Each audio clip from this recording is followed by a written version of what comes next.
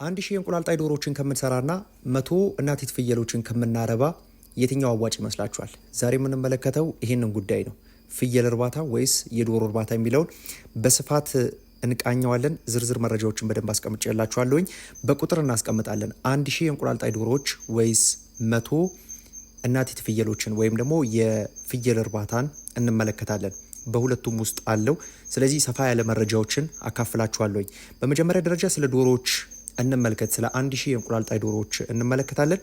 አጠቃላይ እንግዲህ ሂሳባቸውን ወይም ደግሞ በዚህ በሌይንግ ሳይክላቸው በሚጥሉበት ጊዜያቸው ስንመለከት ከነዚህ ዶሮዎች በአማካኝ እስከ 850 እንቁላል ያክል በአማካኝ እናገኛለን። ከዛ በላይም እናገኛለን፣ ከዛ በታችም እናገኛለን። ነገር ግን አጠቃላይ በዚህ በሁሉም ሲዝን ውስጥ ከፍታውንም ዝቅታውንም ተመልክተን በአቬሬጅ ቁጥር ብናወጣለት 850 እንቁላል ወይም ደግሞ 85% ያክል ሄንዴ ፕሮዳክሽን ይገኝባቸዋል።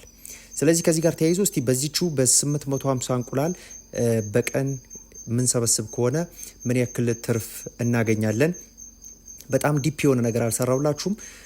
ራሱን የቻለ አንድ ቪዲዮ ሰራላችኋለሁ። ነገር ግን ለማነጻጸር ያክል የቀናዊና ዕለታዊና ወራዊን እንመለከታለን።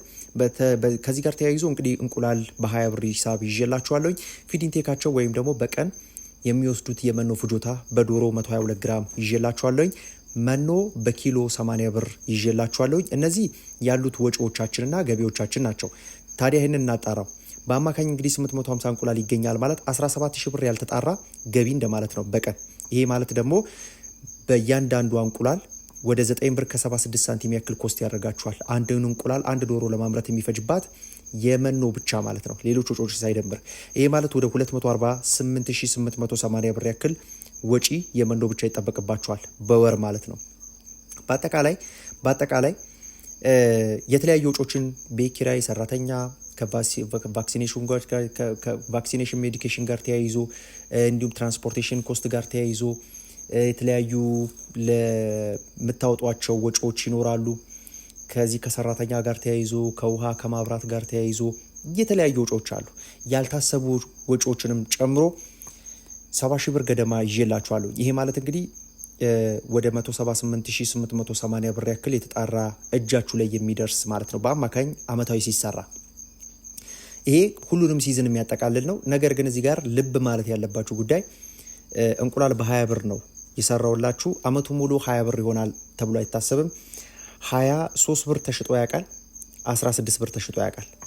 የሁለቱን አማካይ መያዝ ያስፈልጋል ማለት ነው። ስለዚህ እናንተ በራሳችሁ አይነት መንገድ በአካባቢያችሁ እየቀየራችሁ መስራት ይቻላል። ስለዚህ በአጠቃላይ 178880 ብር ያክል ጠቅላላ ትርፍ ታገኛላችሁ ተብሎ ይታሰባል በዚህ በ1000 ዶሮዎች ላይ። ወደ ፍየሎች እንምጣ። ፍየሎችን በተመለከተ የምንጀምረው 100 ፍየሎችን 100 እናቲት ፍየሎችንና 4 ወጠጤዎችን ወይም ደግሞ ኮርማዎችን ይዘን ነው። ይሄ ማለት ደግሞ የመውለድ አቅማቸው ወይም ደግሞ ኪዲንግ ሬታቸውን ስንመለከት 1.8 ያክል ነው። ያ ማለት የሚወልዱት አይነት በአመት የምናገኛቸው ግልገሎች መጠን ማለት ነው። በአጠቃላይ የተወለዱት እነዚህ ግልገሎች መኖር የሚችሉት ወይም ደግሞ ይኖራሉ ተብሎ እንደሚታሰበው ለምሳሌ ዶሮ ብታስገቡ ይሄን ያክል የሞርታሊቲ ሬት አለው፣ ይሄን ያክል የሞርቢዲቲ መጠን አለው ተብሎ ይቀመጣል። ያ ማለት ለምሳሌ በየቀኑ መሞት ያለበት የዶሮ መጠን ጤናማ በሆነ መንገድ ተቀምጧል። በየወሩ አለ፣ በየሳምንቱ አለ፣ አመታዊ አለ። አጠቃላይ ደግሞ ሲዝኑን ጨርሳችሁ ስትወጡ ይሄን ያክል ዶሮ ቢሞት ጤናማ ነው። ከዚህ በላይ ከሆነ ስራውን ማስተር አላደረጋችሁበትም ወይም ደግሞ በቃ ችሎታው የላችሁም፣ በአግባቡ አልሰራችሁም እንደማለት ይቆጠራል። ወደዚህኛው ወደ ፍየል እርባታ ስንመጣ ደግሞ 85% ያክል የተወለዱት ፍየሎች የመኖር እድል አላቸው። 85% ማለት 180 ጫጩት 180 ግልገል ተወልዶላችሁ፣ ያ ማለት እንግዲህ 100 ፍየል ቢኖራችሁ ወደ 180 1.8 ነው እንግዲህ የመውለድ አቅማችሁ ብያችኋለሁ። ወደ 180 ግልገሎችን ታገኛላችሁ። ከነዚህ ከ180 ግልገሎች 153ቱ ብቻ ናቸው በህይወት መቆየት የሚችሉት። 153ቱ ወደ 17 ገደማ የሚሆኑት 27 ገደማ የሚሆኑት ፍየሎች ሞርታሊቲ ወይም ደግሞ በኢንፌክሽንም ሊሆን ይችላል፣ ድንገተኛ ሞትም ሊከሰትባቸው የሚችልበት ሁኔታ ሰፊ ነው ከአያያዝ ጉለትም አንጻር።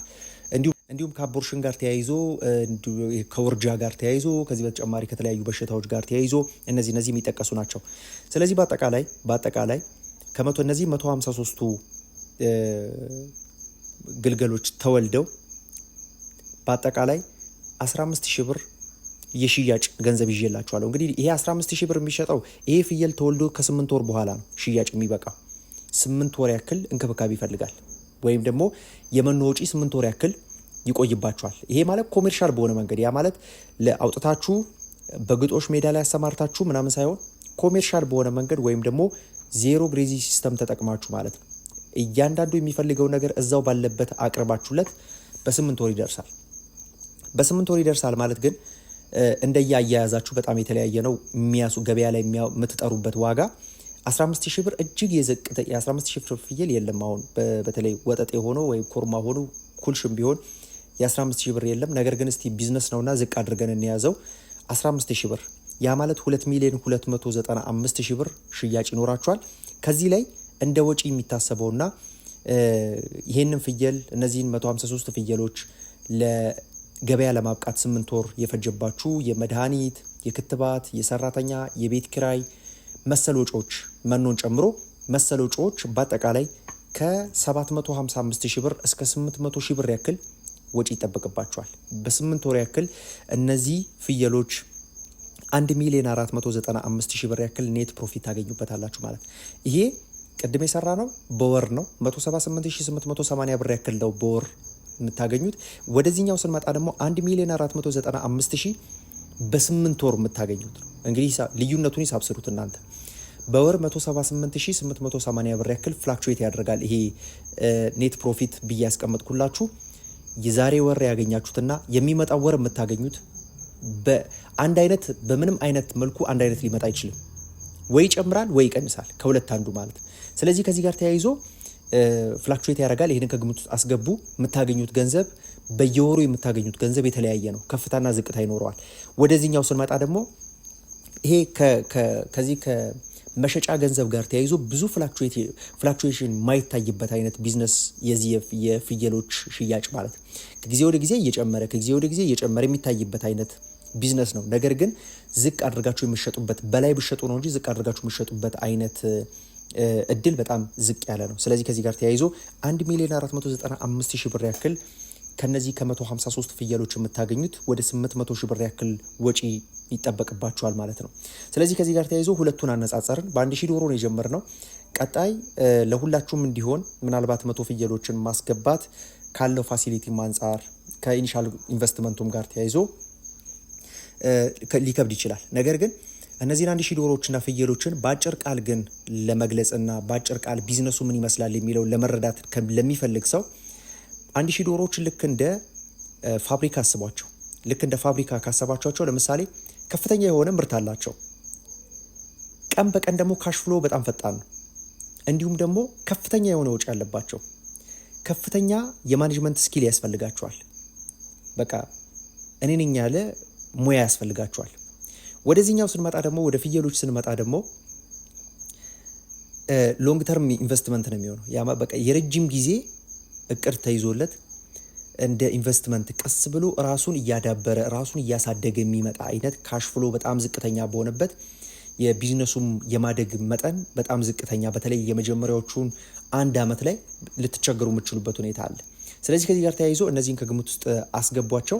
ሁለቱ ቢዝነሶች ግን አሰራራቸውም ከስኪልም አንጻር ከሚያስፈልጉ ማወቅ ካሉባችሁም ቴክኒኮች አንጻር ከኢኒሻል ኢንቨስትመንቱም ጋር ተያይዞ ካለው ደግሞ ዕለታዊ፣ ወራዊ፣ አመታዊ ትርፍ ጋር ተያይዞ ሰፊ የሆነ ልዩነት የሚታይባቸው አይነት ቢዝነሶች ናቸው። ስለዚህ ከሁለቱ የትኛው ቢዝነስ ውስጥ ልግባ ብሎ ለሚያስብ ሰው እንደ አጠቃላይ ይሄ የፍየሎች የማርባት ስራ ከዶሮች ጋር ሲነጻጸር ከሪስክ አንጻር ካያችሁት ዝቅተኛ ነው። የፍየሎች በጣም ዝቅተኛ ነው። ሴፍ የሚባል አይነት ስራ ነው። ነገር ግን ደግሞ ቀስ ብሎ ማደግ የሚችል ቀስ ብሎ መስፋፋት የሚችል አይነት ለረጅም ጊዜ አስባችሁት የምትንቀሳቀሱት አይነት ቢዝነስ ነው ማለት ነው።